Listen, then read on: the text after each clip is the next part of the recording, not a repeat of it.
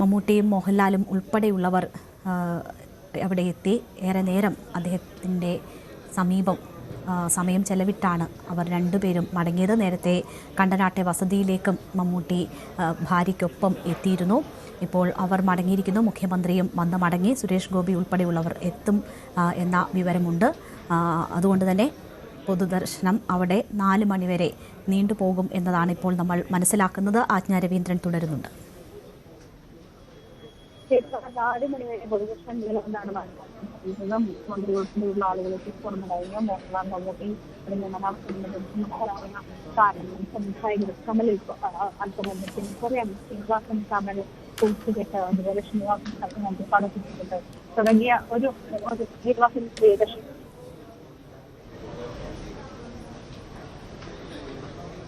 ആജ്ഞയിലേക്ക് വരാം. കൂടുതൽ പേർ അവിടേക്ക് എത്തിക്കൊണ്ടിരിക്കുകയാണ്. നമുക്കറിയാം, ഏതാണ്ട് 5 പതിറ്റാണ്ടോളം നീളുന്ന സിനിമാ ജീവിതമാണ് അദ്ദേഹത്തിൻ്റേതായുള്ളത്. മലയാള സിനിമയുടെ ചരിത്രം എന്നത് ശ്രീനിവാസൻ്റെ കൂടിയാണ്. ആ രീതിയിൽ അതുമായി ബന്ധപ്പെട്ട് മലയാള സിനിമയുടെ എല്ലാ നല്ല കാലത്തും ഒപ്പമുണ്ടായിരുന്നവരാണ്. അപ്പോൾ ധാരാളം പേർ അദ്ദേഹത്തെ അവസാനമായി ഒരു നോക്ക് കാണാൻ അവിടേക്ക് എത്തിക്കൊണ്ടിരിക്കുകയാണ്. 225 സിനിമകളാണ് അദ്ദേഹം ഭാഗമായിട്ടുള്ളത്. 54 ചിത്രങ്ങളുടെ തിരക്കഥ നിർവഹിച്ചിട്ടുണ്ട് അദ്ദേഹം. 2 ചിത്രങ്ങളാണ് സംവിധാനം ചെയ്തിട്ടുള്ളത്.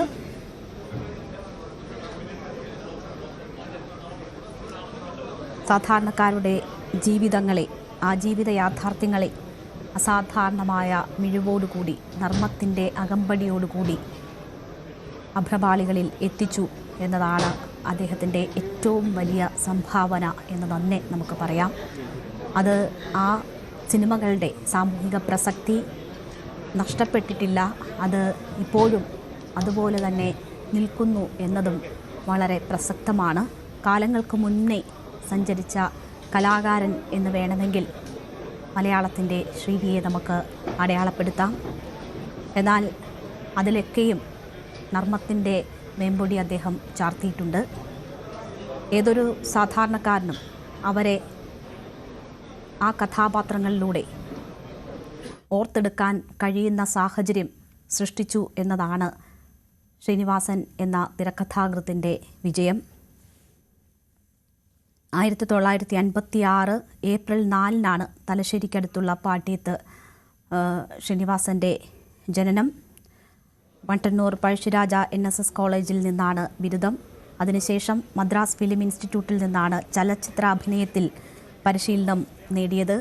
അഭിനേതാവാകുക എന്നതായിരുന്നു അദ്ദേഹത്തിൻ്റെ ആഗ്രഹം. പിന്നീട് സിനിമ അദ്ദേഹത്തെ തിരക്കഥാകൃത്തായും സംവിധായകനുമായും ഒക്കെ പരുവപ്പെടുത്തുകയായിരുന്നു.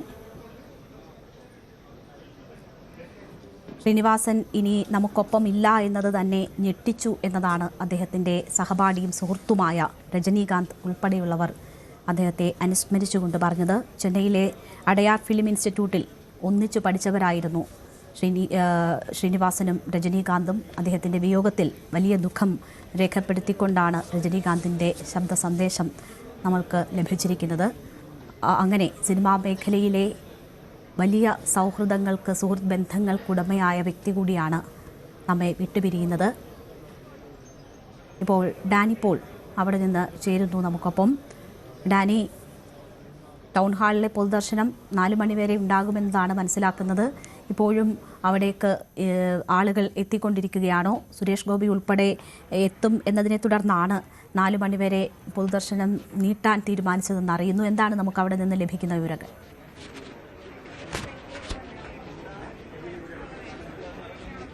രേണുക, ഇപ്പോഴും അന്തിമോപചാരം അർപ്പിക്കാനുള്ള ആളുകളുടെ ഒരു നീണ്ട നിര ഇപ്പോഴും ടൗൺ ഹാളിന് മുന്നിലുണ്ട്. ടൗൺ ഹാളിന് പുറത്തേക്ക് അത് നീളുന്ന ഒരു സ്ഥിതിയിലേക്കെല്ലാം തന്നെ കാര്യങ്ങൾ മാറിയിരിക്കുന്നു.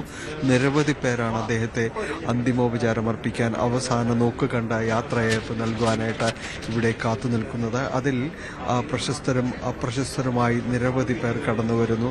രാഷ്ട്രീയ, സാമൂഹിക, സാംസ്കാരിക രംഗങ്ങളിലെ ഒട്ടനവധി പേർ, പ്രമുഖ വ്യക്തിത്വങ്ങൾ ഇവിടേക്ക് കടന്നു വന്നിരുന്നു. എത്തിയിരുന്നു. സിനിമാ മേഖലയിലെ പ്രമുഖർ മമ്മൂട്ടിയും മോഹൻലാലും ദിലീപും എല്ലാം ഇവിടെ വന്ന് അന്തിമോപചാരം അർപ്പിച്ചു കടന്നുപോയി. അവർ കുറേ സമയം ഇവിടെ കുടുംബങ്ങൾക്കൊപ്പം ചെലവഴിക്കുകയും ചെയ്തു. അങ്ങനെ ഈ ഇത്രയും വലിയ സെലിബ്രിറ്റികളുടെ തന്നെ വലിയ നീണ്ട നിര പ്രമുഖരുടെ ഉള്ളപ്പോൾ തന്നെ അതുകൂടാതെ തന്നെയാണ് അദ്ദേഹത്തെ ഇഷ്ടപ്പെടുന്ന, അദ്ദേഹത്തിൻ്റെ സിനിമകളെ ഇഷ്ടപ്പെടുന്ന, സ്നേഹിക്കുന്ന തികച്ചും സാധാരണക്കാരായ ഒട്ടനവധി പേർ ഇപ്പോഴും ഇവിടെ വരി നിന്ന് അദ്ദേഹത്തിന് അന്തിമോപചാരം അർപ്പിക്കാൻ കാത്തു നിൽക്കുകയാണ്. ഇതിൽ കേന്ദ്രമന്ത്രി സുരേഷ് ഗോപി അടക്കമുള്ളവർ വരും എന്ന രീതിയിൽ അത്തരം സന്ദേശങ്ങളുണ്ടായിരുന്നു. എന്നാൽ ഇപ്പോഴും അത് സ്ഥിരീകരിക്കാനായിട്ട് ആയിട്ടില്ല.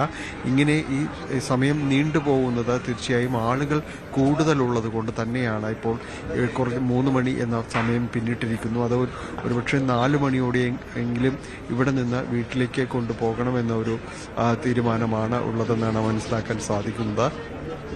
ഒപ്പം തന്നെയും മാധ്യമങ്ങളോട് ഇന്ന് വീട്ടിലേക്ക്, അതായത് നാളെയാണ് സംസ്കാര ചടങ്ങുകൾ നടക്കുന്നത്. അപ്പോൾ ഇനി വീട്ടിലേക്ക് ഇനി പോകുമ്പോൾ അത്തരം ദൃശ്യങ്ങൾ ഒഴിവാക്കണമെന്ന് കുടുംബത്തിൻ്റെ ഒരു അഭ്യർത്ഥനയും വന്നിട്ടുണ്ട്. നാളെ സംസ്കാര ചടങ്ങുകൾക്ക് അവിടേക്ക് അനുമതിയുണ്ട്. പക്ഷേ ഇനി വീട്ടിലേക്ക് പോകുമ്പോൾ അത് ഒഴിവാക്കണം, കുടുംബാംഗങ്ങൾക്ക് മാത്രമായുള്ള ഒരു സ്വകാര്യ നിമിഷങ്ങളിലേക്ക് പോകണമെന്ന കുടുംബത്തിൻ്റെ അഭ്യർത്ഥനയും വന്നിട്ടുണ്ട്. ഏതായാലും ഈ സമയം അത്രയും ഇപ്പോൾ ടൗൺ ഹാളിലേക്ക് ശ്രീനിവാസന്റെ മൃതദേഹം എത്തിക്കുന്നതിന് മുൻപ് തന്നെ ഇവിടെ ഒരു കൂട്ടമായും ആളുകൾ ഇവിടേക്ക് എത്തിക്കൊണ്ടിരുന്നു. ഇപ്പോഴത് വലിയ രീതിയിലേക്ക് പിന്നീട് 1 മണിയോടുകൂടി ആകുമ്പോഴേക്കും വലിയൊരു പുരുഷാരമായി തന്നെ അത് മാറിക്കഴിഞ്ഞിരുന്നു. ഇപ്പോൾ ഒട്ടനവധി പേർ ഇപ്പോഴും അദ്ദേഹത്തിന് അന്തിമോപചാരം അർപ്പിക്കാൻ കാത്തു നിൽക്കുകയാണ്. പലരും പല രീതിയിൽ അദ്ദേഹത്തെ ഓർത്തെടുക്കുന്നു. സിനിമാ പ്രവർത്തകൻ എന്ന രീതിയിൽ തന്നെയും അതോടൊപ്പം തന്നെ കുറിക്കുകൊള്ളുന്ന നർമ്മം സംസാരത്തിലുമെല്ലാം തന്നെയും പ്രയോഗിച്ചിരുന്ന ഒരാൾ, വിവിധ സാമൂഹിക വിഷയങ്ങളിൽ ഇടപെട്ടിരുന്ന് സംസാരിച്ചിരുന്ന ഒരാൾ, അങ്ങനെ പലതായി തന്നെയും അദ്ദേഹത്തെ ഓർത്തെടുക്കാൻ കഴിയുന്നവരാണ്. അദ്ദേഹം കഴിഞ്ഞ കുറേ നാളുകളായി രോഗാവസ്ഥയിലായിരുന്നു. ഈ രോഗം ഭേദപ്പെട്ട് മാറി വരും എന്നൊരു പ്രതീക്ഷയും എല്ലാവരിലും തന്നെ നിലനിന്നിരുന്നു. എങ്കിലും ഈ സമയം അത്രയും അദ്ദേഹം കുറച്ചുനാൾ ആശുപത്രിയിലേക്ക് മാറുമ്പോൾ പിന്നീട് തിരിച്ചു വരുമ്പോഴെല്ലാം തന്നെയും അദ്ദേഹം പൊതുസമൂഹത്തിന് മുന്നിൽ തന്നെ ഉണ്ടായിരുന്നു. പല വിഷയങ്ങളോട് സാധ്യമാകുന്ന രീതിയിൽ അവസാനത്തെ ഈ കഴിഞ്ഞ കുറേ നാളുകളായി സംസാരത്തിന് കുറച്ചെങ്കിലും അതിൽ ഒരു തടസ്സം നേരിട്ടുവെങ്കിൽ കൂടിയും അദ്ദേഹം പ്രതികരിക്കാനുള്ളത് പലപ്പോഴും ചിരിയിലും നോട്ടത്തിലുമെല്ലാം ഒതുക്കിക്കൊണ്ട് ആ ചോദ്യങ്ങളോട് അദ്ദേഹത്തിൻ്റെ ഒരു പ്രതികരണം അതിലൂടെ വ്യക്തമാക്കുകയും ചെയ്യുമായിരുന്നു. വളരെ സജീവമായിട്ട് വളരെ സചേതനമായി തന്നെ ഈ സമൂഹത്തിൻ്റെ ഓരോ ചലനങ്ങളെക്കുറിച്ചും അതിൽ സസൂക്ഷ്മം പ്രതിപാദിച്ച ഒരു ചിത്രകാരൻ, ഒരു സിനിമാ പ്രവർത്തകൻ തന്നെയായിരുന്നു ശ്രീനിവാസൻ. ഇവിടെ വന്നു പോകുന്ന ഓരോരുത്തരും അത് തന്നെയാണ് പറയുന്നത്. ഓരോരുത്തരും ഓർത്തെടുക്കുന്നതും അദ്ദേഹത്തിൻ്റെ സിനിമകളെ തന്നെയാണ്, ആ സിനിമകളിലെ കഥാപാത്രങ്ങളാണ്, അവരുടെ ഡയലോഗുകളാണ്. അങ്ങനെ പറയാനും ഇനിയുള്ള കാലം നീക്കിവെച്ച് മലയാളിക്ക് ഓർത്തിരിക്കാനുമെല്ലാം കഴിയുന്ന ഒട്ടനവധി മുഹൂർത്തങ്ങൾ നൽകിക്കൊണ്ട് തന്നെയാണ് നടൻ ശ്രീനിവാസൻ കടന്നു പോകുന്നത്. ഇന്ന് രാവിലെ 8:30 മണിയോടുകൂടിയായിരുന്നു അന്ത്യം സംഭവിക്കുന്നത്.